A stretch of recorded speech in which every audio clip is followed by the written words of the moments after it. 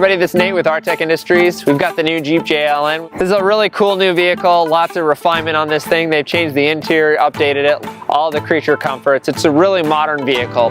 The only problem that we see is that it's got this thin little skid plate underneath it to protect the center axle disconnect. So Artec Industries developed a skid plate that's a lot beefier. We call it the JL Shield.